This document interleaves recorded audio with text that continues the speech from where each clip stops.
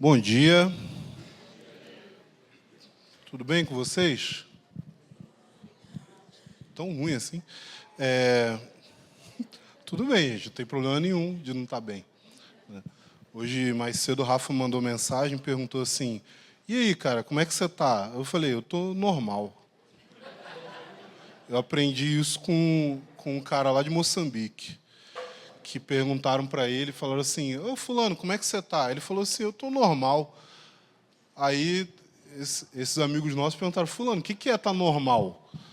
Ele falou: eu estou normal, não tô triste, mas também não estou feliz. Tô normal, né? A gente fica normal, né?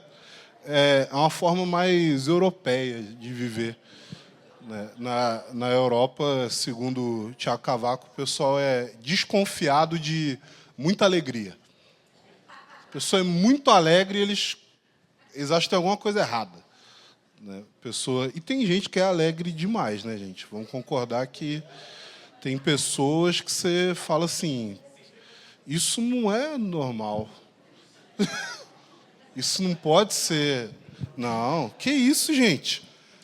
A vida ou o mundo, como é que a pessoa está desse jeito o tempo todo? Deve ser algum desvio aí de... Mas, gente, seguinte, nada a ver o que eu estou falando aqui. Antes de entrar aqui na pregação, eu queria só esclarecer, assim, né? A gente apontou aí para o Guto, para ele ficar responsável por quem quer saber sobre as igrejas caseiras, tem interesse, quer participar. A gente resolveu fazer isso, assim, né? Eu já tinha conversado, mas eu falei agora aqui para o Felipe, porque a gente percebeu que quando levanta todo mundo, todos os líderes, aí, se você não é uma pessoa super extrovertida, e aí eu te dou opções, fala com algum desses. Aí você vai ficar assim, eu tenho esse problema. Então, com quem que eu falo? Poderia falar com ele. Aí você vê, aí a pessoa foi embora. Poderia então falar com eles ali, ó. Não sei. E aí não fala com ninguém. Basicamente é o que acontece. Então, assim, a gente resolveu concentrar numa pessoa. Então, se você quer saber sobre as igrejas caseiras, sobre as reuniões, como funciona, qual que você pode ir, você pode falar direto com o Guto, por quê? Porque ele vai ter as informações para te dizer onde que é mais perto da sua casa, qual que é o horário que você tem disponível que encaixa com a igreja caseira, porque a gente está tendo reuniões, se eu não me engano, que é quarta, quinta e no sábado. Então, pode ser que você não possa nem quarta nem quinta, pode ser que você só possa no sábado, pode ser que... Enfim. Então, é para facilitar esse processo aí. O Guto é o secretário da igreja, apesar de parecer que é o porteiro.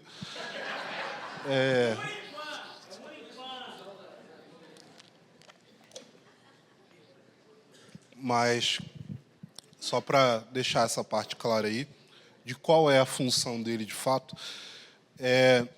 Outra coisa, ainda sobre a questão da conferência, eu sei que o Felipe deu uma bronca aqui geral de vocês, e ele está certo. Ele está certo.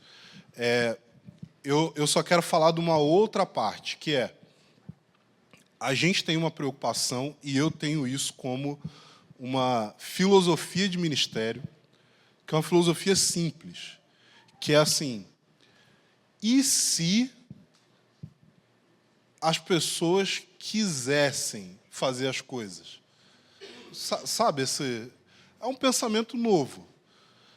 Assim, e se fosse legal? Sabe? E se a gente fizesse um negócio que não fosse obrigatório e chato, né? Então, a gente tem tentado, entre a liderança e tal, quando a gente vai decidir sobre as coisas, tem tentado pensar assim: qual que é a melhor forma da gente fazer isso para, de fato, atender as necessidades que a gente percebe que a igreja tem e, ao mesmo tempo, ser uma coisa que as pessoas percebem que, isso daí é uma coisa que eu quero fazer parte. Então, a gente não quer, de modo nenhum, que você se sinta constrangido a participar da conferência ou a fazer qualquer outra coisa. A gente quer que você perceba que é algo que você acha legal, que você quer participar.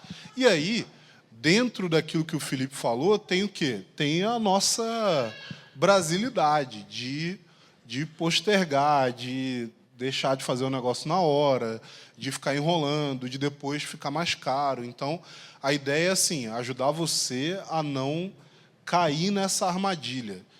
Mas não só em relação à conferência, mas em relação a qualquer coisa, a gente queria assim que todo mundo tivesse a liberdade de chegar, e se tem alguma coisa que você acha que não é legal, que você tenha a liberdade de falar, de dialogar sobre. Eu vejo algumas pessoas, às vezes, reclamando, e às vezes isso chega para mim a respeito de outras pessoas, e, com certeza, isso deve chegar para outras pessoas a meu respeito. Às vezes a pessoa fala assim, porque a liderança não tem abertura para crítica. Só que a abertura para crítica é a habilidade de dialogar. Não é aceitar tudo. Entende? Eu posso chegar para você e falar, cara, eu não acho que é muito legal esse jeito que você faz. E você pode me explicar, cara, mas eu faço assim por conta disso, disso, disso. Não, beleza. Eu posso continuar não achando que é a melhor forma. E eu tenho liberdade de fazer isso. Você pode não necessariamente achar que todas as decisões que são tomadas são as melhores decisões possíveis. Isso não é um empecilho para a nossa comunhão. Mas a gente quer ouvir. A gente quer que as pessoas falem. Fala assim, eu acho que o jeito que está funcionando o culto tem esse problema. Eu acho que o jeito que está organizando as conferências poderia ser melhor, assim, assim, assim. É óbvio, gente, que a gente está falando aqui de uma crítica a respeito dos projetos, das estruturas, né? Não é igual a gente vê acontecendo muito. É um fenômeno que eu, particularmente, acho que é um fenômeno nosso, evangélico, que é... Alguém já foi te pedir perdão por quanto você faz as coisas erradas? Já viu isso? Já aconteceu isso com você? Da pessoa falar assim, olha, eu queria te pedir perdão, porque quando eu te conheci, eu te achei um idiota, um orgulhoso, Eu achei que você era uma pessoa sem noção. Eu achei que você era uma pessoa que não merecia amor. Eu achei que você era alguém que tinha que desaparecer. Então, me perdoa. Eu falei assim, gente, que pedido de perdão é esse? Eu te perdoo depois de ser... Não só pelo que você pensou, mas pelo perdão que você pediu. Eu te perdoo pelo seu pedido de perdão. Porque... Então, a gente não está falando, óbvio, de você chegar para alguém e falar, cara, eu acho que você é uma pessoa sem caráter. E essa é a minha crítica aqui, que eu vim trazer. Isso daí não é simplesmente uma crítica. Isso daí é o que a gente fala, que está escrito lá em Mateus capítulo 18, que é você confrontar alguém em algo que ela está errando. Isso também precisa acontecer. Só que quando isso acontece, se eu falo para você que você está errado em algo, qual que deve ser a sua atitude? O que vocês acham que deve ser? Fala assim, Oi? Se você percebe aquilo ali, você reconhece. Mas o que você deve fazer se você não concorda com a crítica? E aí? Falou obrigado? Não. Se você não concorda com a crítica, você fala assim, eu não concordo. Por quê? Porque se você não concorda, e a pessoa fala para você, você está errando nisso. Aí você fala, obrigado por falar. Mas aí a pessoa vai sair achando que você concordou com ela. Quando o assunto surgir lá na frente, o que vai acontecer? Ela está achando que você... Não, ele sabe que ele está errado. E você está pensando assim, não, eu não preciso concordar com tudo que a pessoa falou. Então, por isso, existe um negócio chamado, que a gente fala muito assim, da intencionalidade, né? Que aparece a palavrinha quando a gente faz assim. Mas também tem um negócio chamado sinceridade. Vê a palavra aqui, ó, sinceridade. Que tem a ver com o quê? Se eu sou sincero com você e você é sincero comigo, eu não preciso ficar preocupado com o que você está pensando de mim. Porque o que você está pensando de mim é o que você está me dizendo. E se o que você está pensando é o que você está me dizendo, eu posso ter confiança para relacionar com você, porque eu sei que o nosso relacionamento é baseado na verdade. Então, se você acha que alguém está errando e você fala com essa pessoa e a pessoa diz, olha, eu não concordo com você, não tem problema ela fazer isso. O que pode acontecer é que você vai precisar seguir os próximos passos do que Jesus ensinou a respeito de como que a gente tem que lidar com conflito nos relacionamentos, que é, olha, eu acho que você está errado, você acha que você está certo. E aí, o que faz? A gente vive numa guerra fria para o resto dos nossos dias, né? Porque, gente, isso acontece em casamento. Tem um monte de casamento que... O que aconteceu? Chegou um momento em que um falou para o outro, ó, você está errado. Aí o outro falou assim, não, eu não estou errado, você que está errado. E aí para aí. Falou assim, não, beleza, então vamos viver as nossas vidas tendo essa conclusão a respeito do caráter um do outro, mas sem tocar no assunto, porque se tocar no assunto não vai chegar a lugar nenhum, e aí a gente simplesmente vive bem o resto da vida. Não vai viver bem. Vai viver o inferno. Vai viver um negócio terrível. Mas aí o que você precisa fazer, e que muita gente não quer fazer, então, eu vou precisar chamar alguém. Eu preciso encontrar uma pessoa que tenha maturidade suficiente, que tenha relacionamento suficiente para que essa pessoa sente comigo e com o meu cônjuge, ou comigo e com esse amigo meu, ou com esse outro irmão da igreja, e essa pessoa vai ouvir o que a gente tem a dizer. Talvez mais de uma pessoa. E essa pessoa vai fazer o quê? Ela vai julgar a situação. Ela vai falar. E, gente, eu já vi gente tendo problema de relacionamento pelas coisas mais absurdas do mundo. Já teve situação dessa que me chamaram para sentar e conversar e eu tive que falar para a pessoa, olha, já foi assim, um psiquiatra, só para dar uma olhada, se não tem uns inimigos imaginários que estão flutuando aí, por quê? Porque a gente é maluco. Isso é resultado do pecado. O pecado deixa a gente louco. A gente perde a conexão com a realidade. E como que a gente consegue restaurar essa conexão? A gente restaura a conexão exatamente no ponto que inicia toda a realidade. Porque toda a realidade criada por Deus foi criada a partir de relacionamento. Porque Deus é uma comunidade. Deus é relacionamento. O Pai, o Filho e o Espírito Santo. Então, você precisa se conectar em relacionamento para que você esteja conectado com a realidade. Então, gente, estou falando isso é só um aviso. Tá? Só para te dizer que, se você tem coisas que você percebe na igreja, que você vê assim, cara, isso daqui precisava ser consertado. Tenha liberdade de chegar para os líderes e falar. Se você perceber que um líder não te ouviu, gente, a gente tem um sisteminha para guardar toda a igreja, que é, você sempre tem autoridades superiores para recorrer. Entendeu? Não adianta, não tem como escapar.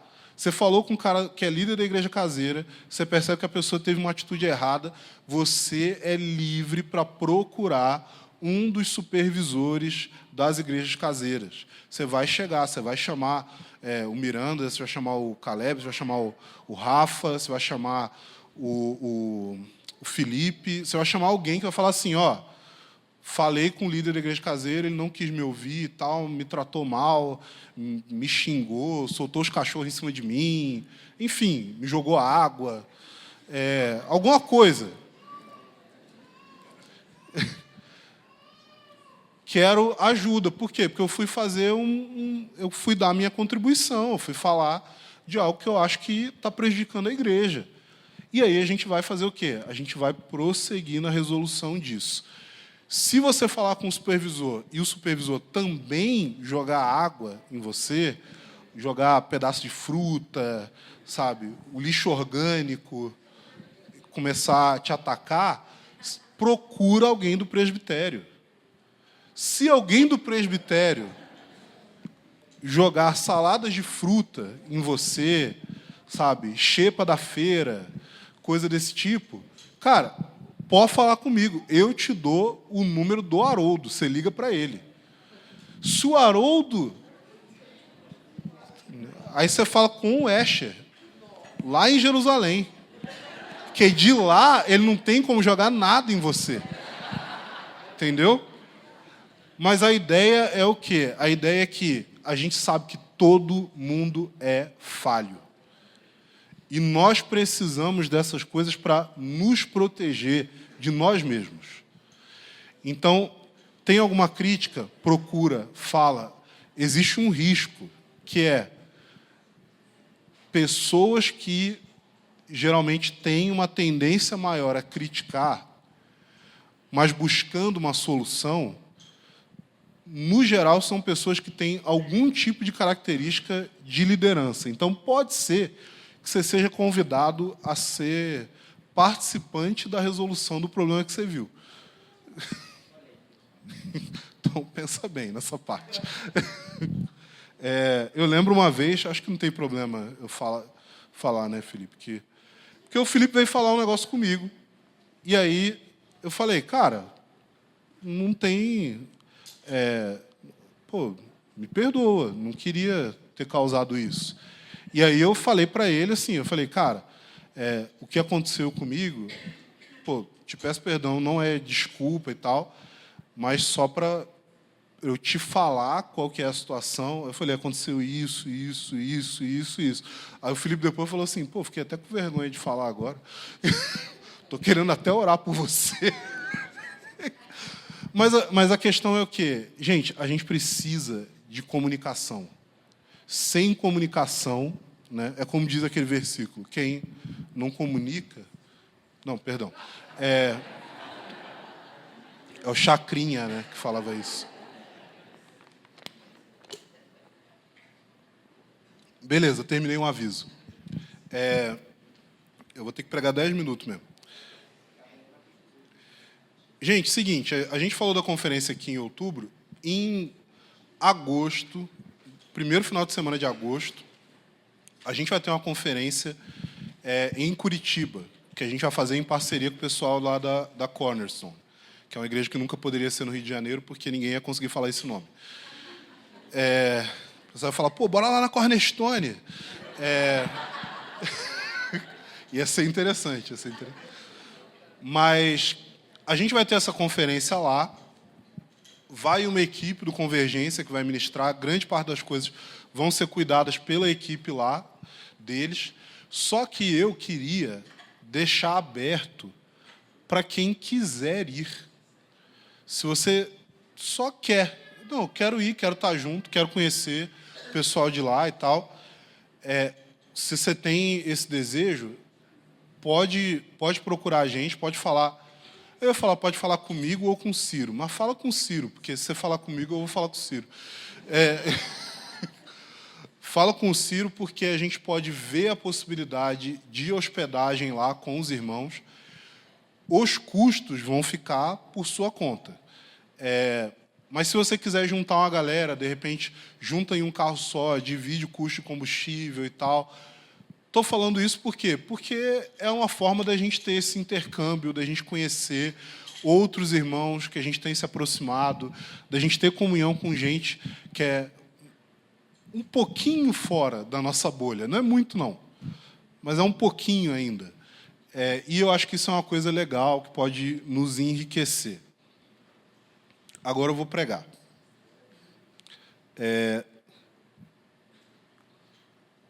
Tem gente que tem problema, sabia? Se pregar muito rápido, o pessoal acha ruim. Mas eu vou falar, o mais rápido possível aqui. Depois vocês dizem que se prestou ou não. A gente está agora em Romanos, capítulo 15. Romanos, capítulo 15. Estamos chegando, gente. Estamos chegando, né? Não sei quantas faltam ainda não, mas tenho anotado ali. Então, Romanos 15, a gente vai ler a partir do verso 1. E como você sabe, né, o livro de Romanos é um livro que Paulo está tratando com problemas na igreja de Roma, uma igreja que ele nunca visitou, onde havia muita tensão entre os judeus que se converteram a Cristo, que foram os que fundaram aquela igreja, e os gentios que se converteram posteriormente e que cuidaram da igreja enquanto os judeus haviam sido expulsos de Roma pelo imperador Cláudio. Havia uma série de tensões ali, principalmente tensões relativas a costumes judaicos que não eram observados pelos irmãos que eram gentios, e aí Paulo está trazendo uma exposição do Evangelho como aquilo que é a base para a nossa unidade uns com os outros, mas ele também está trazendo a aplicação, principalmente aqui no final do livro de Romanos, mostrando como que, por meio do Evangelho, a gente pode entender certos aspectos de lidar uns com os outros em coisas que a gente talvez não concorde. Ele está falando a respeito da comida que era sacrificada aos ídolos e era consumida por alguns irmãos. Eu dei exemplos aqui, que tem muitas igrejas que o pessoal tem problema com festa junina, porque fala do aspecto religioso da festa. Eu falei aqui de pessoas que têm problemas com, por exemplo, onde eu cresci, né, que tinha a paróquia de São Cosme e São Damião, e a gente tinha overdose de doce, né, e vários amigos meus que eram de famílias evangélicas, eles travavam, porque eles falavam assim... Aí começam as lendas também, né? Que aí fala que consagrou não sei o quê, que alguém foi lá e cuspiu e fez uma magia e botou pó de caveira no... Gente, a galera é criativa. E a questão é que, assim, gente, vamos lá. Porque fulano fez um negócio sujo no doce de Cosme e Damião. Mas a gente come salgado na rua? Você come cachorro-quente, x-tudo? Você fica pensando no que foi feito com aquilo ali? É melhor não. A melhor decisão que você toma é não pensar. Mas existe essa preocupação espiritual e tal, de, não, mas será que aquilo ali não foi consagrado? Gente, Paulo deixa muito claro.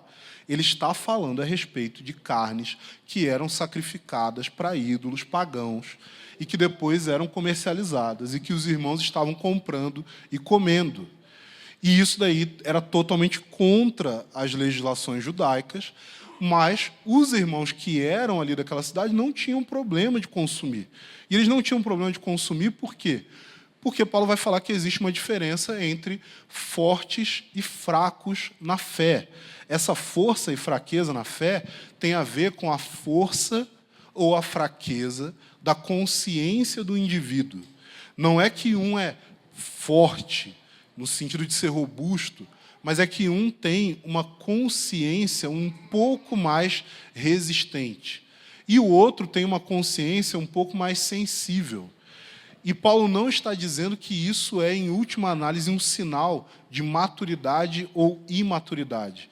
Ele está dizendo que existem diferenças que nós vamos precisar conviver. Existem irmãos que vão ter dificuldade com ouvir certos tipos de música, ler certos tipos de livro. Né? Quanta gente aí não foi proibida de ler Harry Potter quando era mais novo? Quanta gente aí... Eu vi uma menina que a menina amarrou Nárnia. Você vê o nível. Ela amarrou Nárnia, que é muito na cara que é uma analogia cristã. Mas tem gente que fica tenso com certas coisas. E aí, Paulo está tocando exatamente nesses pontos. E ele está falando que aqueles que têm uma consciência mais forte, que não tem problema de consumir aquilo ali, eles não deveriam julgar os outros como sendo menores no seu cristianismo por conta da sua consciência mais sensível. E também disse, Paulo ali, que aqueles que têm uma consciência mais fraca, mais sensível, eles não deveriam julgar a espiritualidade dos outros que não tinham problema de consumir aquela carne sacrificada aos ídolos. Gente, eu sei que esse assunto é tenso, mas no caso aqui, é o que está escrito na Bíblia. Não sou eu que estou falando. Não sou eu que estou dizendo, e eu posso... Se a gente fica só nos exemplos bíblicos, parece que tem muita gente que fica tranquila. Mas na hora que você cita Cosme e Damião, festa de São João, o que mais que os evangélicos não... Carne de porco. Tem isso, é? Mas são uns irmãos específicos que ficam grilados com carne de porco. Mas, gente, a questão é que qualquer tipo de separação nesse sentido não é uma coisa que vai ornar com aquilo que está escrito na Bíblia. Porque Paulo vai dizer, o ídolo não é nada. Então, nos versículos passados eu falei, ele fala lá, o reino de Deus não é comida e nem bebida. O reino de Deus não tem a ver com essas práticas externas. A gente não está falando de pecado. A gente está falando de costumes. Existem irmãos que vão ter problema com roupa. Existem irmãos que vão ter problema com tatuagem. Existem irmãos que vão ter problema com uma série de coisas.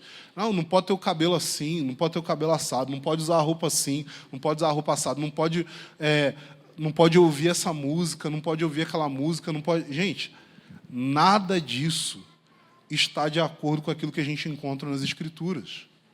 Por quê? Porque nenhuma dessas coisas é pecado. Mas aí pode fazer tatuagem, porque fala lá que não pode fazer marca no corpo. Não pode fazer marca no corpo por causa dos mortos, é o que fala na passagem, que é citada geralmente para justificar isso. Aquilo ali está falando de um contexto específico. Está falando de uma cultura específica de um povo próximo a Israel que fazia marcas no seu corpo em relação aos mortos, que era uma forma de adoração. O cara fazer uma carpa na perna, ele não está adorando nada. Entendeu? Não tem nada a ver uma coisa com a outra. Porque, inclusive, a própria passagem ali fala que não pode fazer marca e não pode fazer a barba também.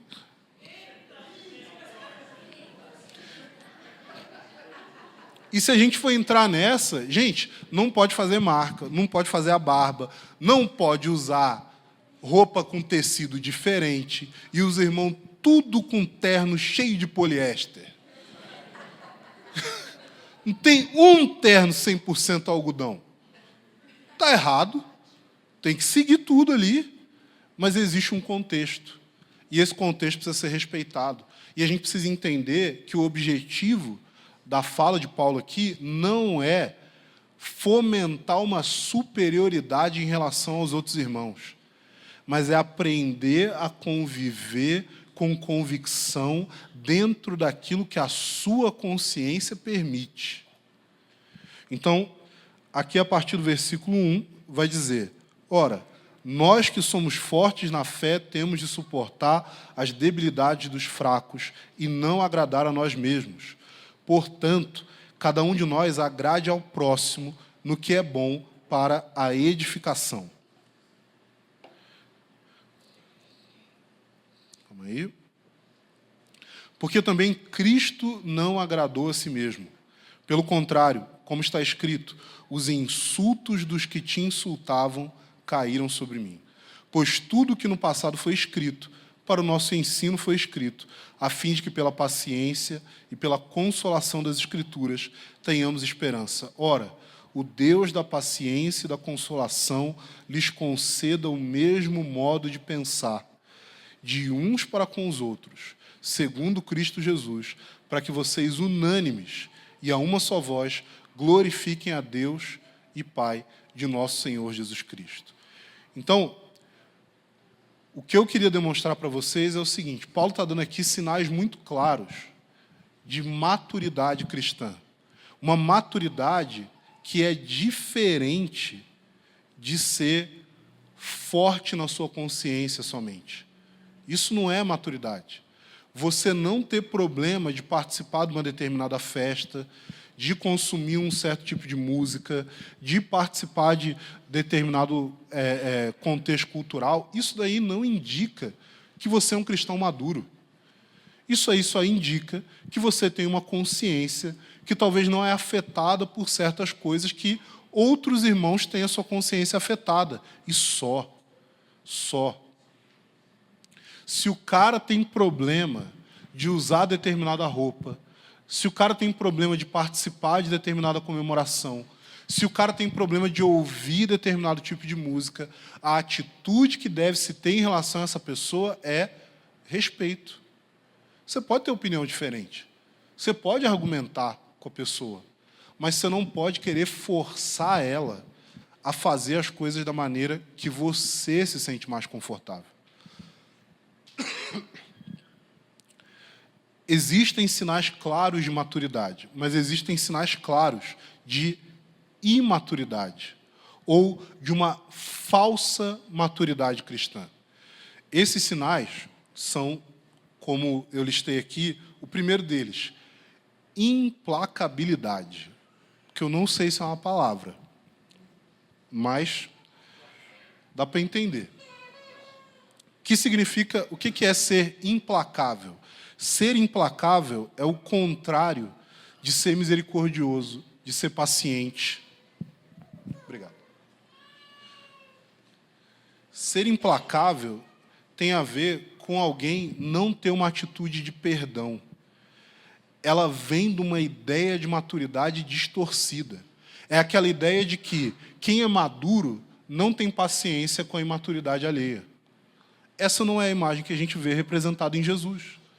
Porque maturidade não é igual a impaciência. Mas tem um monte de gente que se julga madura e a pessoa anda com uma extrema altivez e é muito dura com aqueles que ele considera como sendo imaturos. Isso não é maturidade. Isso é imaturidade com orgulho. Segundo falso sinal de maturidade é protagonismo. É a pessoa que se enxerga como o centro, o principal, o mais importante. É você negligenciar as necessidades, os pontos de vista e os sentimentos alheios.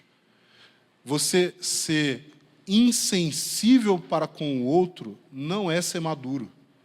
É só ser intolerante e arrogante.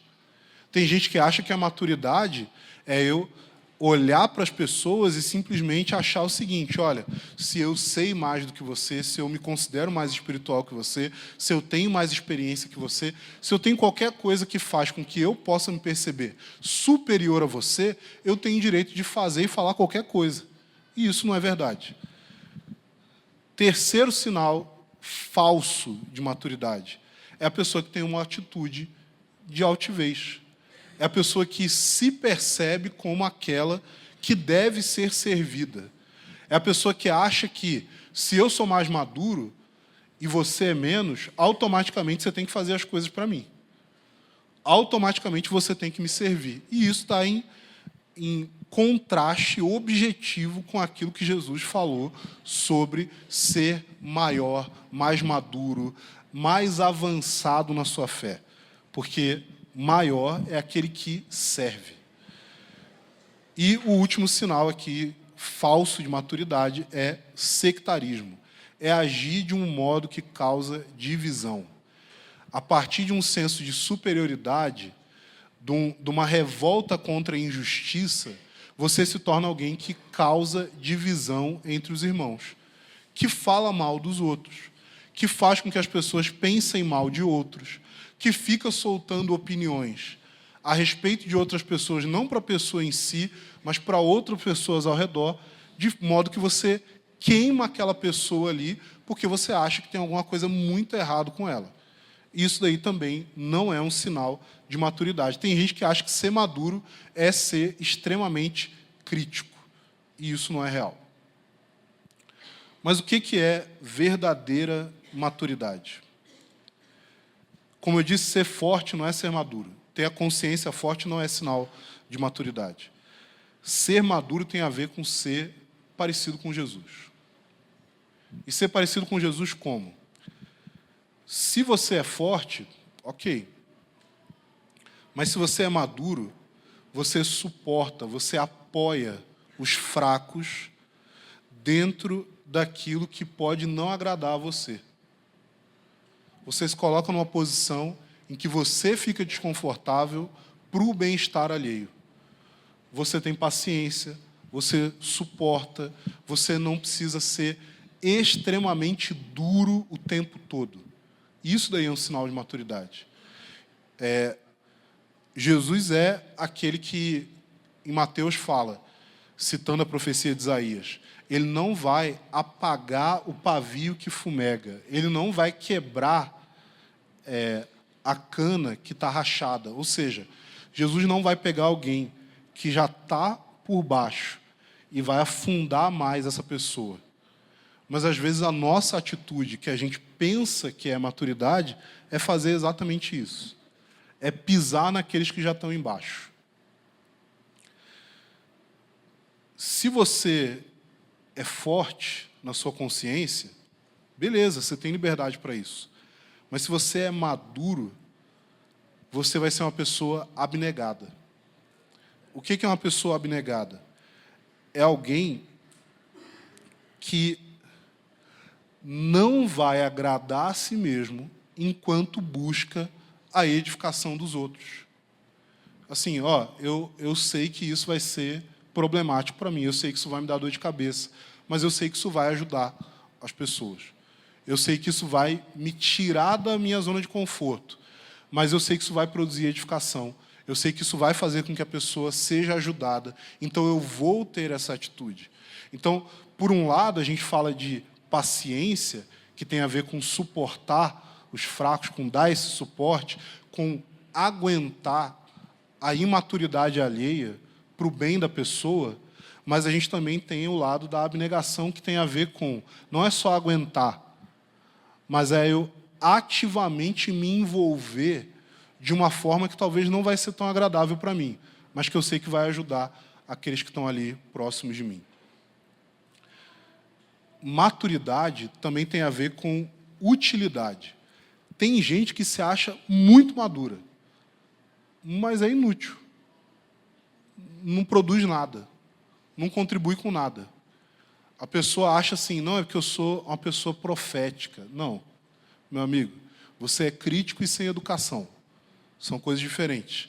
Você é uma pessoa extremamente crítica e você não tem um pingo de educação. Você não é profético. Para de usar profético igual teoria dos 4 temperamentos, que já é uma coisa que você não deveria usar, porque a teoria só tem uns milhares de anos só, e algumas centenas que ela foi abandonada, né, e que ninguém mais sério leva a sério, a não ser os crentes, e você fica usando para rotular as pessoas, e aí talvez você não usa só isso, você usa também o ministério. Você fala assim, não, é que eu sou mais profético. Não, sem educação. Não, é porque eu sou mais evangelista. Não, você só não quer estar perto dos irmãos.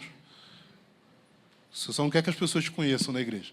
Não, é porque eu sou mais apostólico. Não, cara, você só se acha. Só isso. Só isso. Não, é que eu sou mais pastoral. Não, você só não quer confrontar as pessoas que você é covarde. Entende que é diferente? Existe uma diferença nessas coisas? Então, ser maduro tem a ver com ser útil. Tem a ver com não se colocar numa posição de ser servido apenas, mas numa posição de servir. E isso é o coração de Jesus. Jesus não veio para ser servido. Ele fala, eu vim para servir e para dar a minha vida em resgate de muitos. Jesus não veio para se poupar, Jesus veio para se gastar. E quando eu falo de se poupar e se gastar, pode ser que na cabeça de muitos de vocês isso se traduz em atividades da igreja. Mas o que eu estou falando não é de atividades, o que eu estou falando é de relacionamento. É se gastar nisso. Você pode ter reunião, assim, 7 dias por semana. Se você não está disposto a ter relacionamentos reais e genuínos e deixar as pessoas incomodarem você e está disposto também a incomodar os outros, isso daí não é utilidade do ponto de vista cristão. A utilidade de Jesus não era no sentido de ficar o tempo todo falando para as multidões, mas ela tinha muito a ver com gastar tempo vivendo ali com os discípulos. Ser útil de uma forma não relacional não é a maneira de Jesus de ser útil. É óbvio que a gente tem serviço, é óbvio que a gente tem necessidade, é óbvio que a gente tem trabalho para fazer, mas não dá para substituir os relacionamentos por trabalho. E por último, gente, ser maduro tem a ver com gerar unidade. Tem a ver com ser alguém que trabalha para reconciliar e não para dividir. Ser maduro não tem a ver com você ser a pessoa que faz com que outros fiquem cada vez mais insatisfeitos ou que fomenta problemas que as pessoas têm umas com as outras, tomando o lado de uma pessoa e colocando o outro como papel de vilão, porque, gente, o mundo não é os cowboyzinhos com chapéu preto, que são os maus, e os cowboyzinhos com chapéu branco, tá? Porque a humanidade, todo mundo é mau. Então, eu já cansei de ver gente que ficou defendendo um lado, e o lado que a pessoa defendeu, de fato, tinha mais razão. Mas a pessoa que tinha mais razão, em alguns casos que eu observei, foi a pessoa que mais se afastou de Deus. Porque a culpa que ela tinha nos problemas era pequena demais. Mas ela era tão pequena que ela não conseguia enxergar. E aquilo que ela não conseguia enxergar foi exatamente a pedra na qual a pessoa tropeçou. Ser maduro tem a ver com você olhar para as situações e não ficar pensando em quem que vai ganhar, mas é ficar pensando em como a gente vai trabalhar para reconciliar, como que a gente vai trabalhar para trazer as pessoas para perto umas das outras e não para afastar mais. Então, maturidade tem a ver com ser parecido com Jesus. Paulo é muito claro na passagem. Jesus não agradou a si mesmo. Ele fez o quê? Ele tomou os insultos. Ele serviu diligentemente. Ele foi prejudicado. Mas ele fez tudo isso por uma coisa: por amor. O amor dele pelo Pai e o amor dele por nós e o propósito do Pai em relação às nossas vidas, ainda que todos nós éramos imaturos o suficiente para que ele simplesmente nos rejeitasse. Mas ele não fez isso. E a gente precisa ter o mesmo tipo de atitude em relação aos irmãos, em relação à família, em relação a pessoas que às vezes não conhecem Jesus. E talvez a nossa atitude diante delas vai trazer um pouquinho da representação do coração de Jesus para elas. Amém?